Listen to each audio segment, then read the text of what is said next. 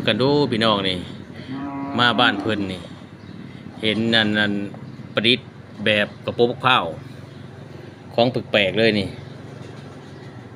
คืออะไรเอ่ยเป็นแต่นั่นแท้ว่าประดิษฐ์จากกระโปรงพกพร้าวนี่สมควร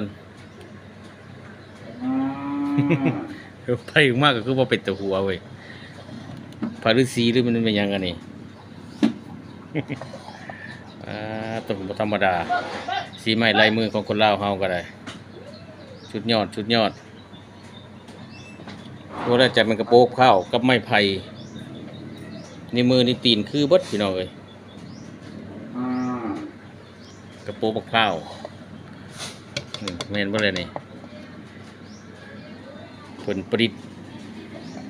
สีไม้ลายมือบ้านเฮาก็บ่ธรรมดาของแปลก